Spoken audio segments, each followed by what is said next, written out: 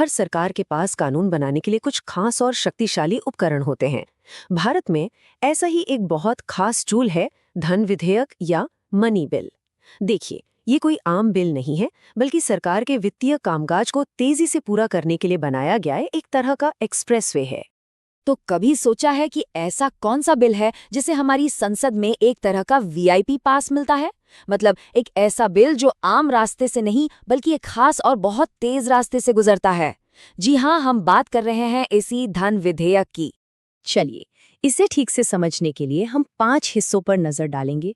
सबसे पहले तो ये है क्या, फिर इसका सबसे जरूरी नियम क्या है, इसके बाद संसद में इसका सफर कैसे तय होता है, दोनों सदनों की इसमें क्या भूमिका है, और आखिर में ये जानना भी जरूरी है कि ये प्रक्रिया इतनी महत्वपूर्ण क्यों है। तो चलिए शुरू करते हैं और थोड़ा गहराई से समझते हैं इसको। सबसे पहले ये धन विधेयक आखिर है क्या? इसका आधार कहीं और नहीं बल्कि हमारे संविधान में ही दिया गया है। हमारे संविधान का अनुच्छेद 110 इसे साफ साफ बताता है।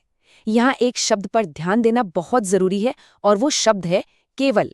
मतलब एक बिल को धन विधेयक तभी कहा जा सकता है जब उसमें सिर्फ और सिर्फ पैसे से जुड़े मामले हों, इसके अलावा और कुछ नहीं। तो फिर ये केवल धन वाला नियम आखिर है क्या? चलिए देखते हैं कि कौन सी बातें एक बिल को मनी बिल बनाती हैं और कौन सी नहीं, क्योंकि ये जानना बहुत जरूरी है। देखिए, इसमें मोटे तौर पर क्या क्या आता है। किसी भी तरह का टैक्स लगाना, हटाना या बदलना, सरकार का बाजार से उधार लेना, देश के मुख्य सरकारी खजाने यानी कंसोलिडेटेड फंड ऑफ इंडिया की देखरेख करना या उससे पैसा निकालना, ये सब सीधे सीधे वित्तीय मामले हैं और यही एक धन विधेयक की नींव रखते हैं। और ये नियम मतलब बहुत ही सख्त है, जरा भी इधर उधर नहीं हो सकता। अगर किसी बिल में वित्तीय मामलों के साथ एक भी ऐसा विषय जोड़ दिया गया जिसका पैसे से सीधा लेना देना नहीं है, तो वो बिल फौरन अपनी धन विधेयक वाली पहचान खो देता है। ये सब कुछ या कुछ भी नहीं वाला मामला है। अच्छा, अब जब ये पता चल गया है कि मनी बिल क्या है, तो अब देखते हैं कि संसद में इसका सफर बाकी बिलों से अलग कैसे होता है। इसका रास्ता बिल्कुल खास है। इसकी पूरी यात्रा ही ना शुरू से आखिर तक खास है।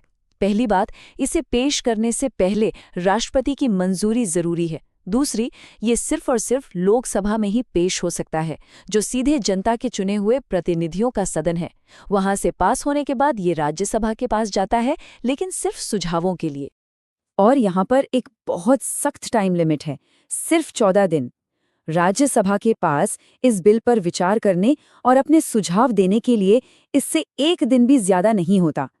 अगर 14 दिनों में बिल वापस नहीं आया तो उसे अपने आप ही पास मान लिया जाता है। आप सोच सकते हैं ये प्रक्रिया कितनी तेज है। और इसी अनोखी प्रक्रिया की वजह से संसद के दोनों सदनों मतलब लोकसभा और राज्यसभा के बीच शक्तियों का जो संतुलन है वो काफी मजेदार हो जाता है। चलिए इसे समझते हैं। यहाँ ताकत का फर्क बिल्कुल साफ साफ दिखता है। लोकसभा यानी जनता का सदन ही असली पावर में है।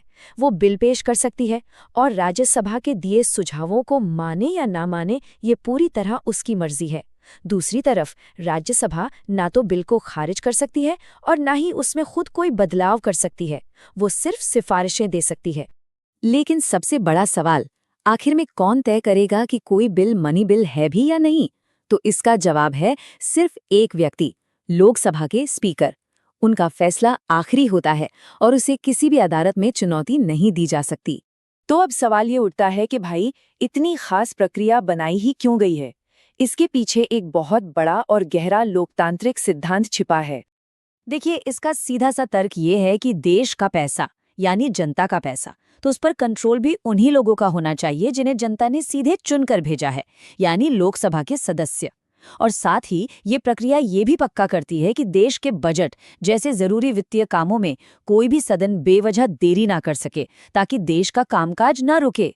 तो चलिए इस पूरी बात को एक सिंपल से फॉर्मूले में समेट लेते हैं। धन विधेयक का मतलब है सिर्फ पैसे से जुड़े मामले प्लस एक खास संसदीय प्रक्रिया, और इन सबसे ऊपर लोकसभा के पास ज्यादा शक्ति। और जाते जाते एक सवाल, अगर ये कहा जाए कि किसी भी देश की असली ताकत उसकी तिजोरी पर कंट्रोल से आती है, तो धन विधेयक की एक खास प्रक्रिया हमें क्या बताती है कि असल शक्ति किसके हाथों में है? इस पर सोचिएगा जरूर।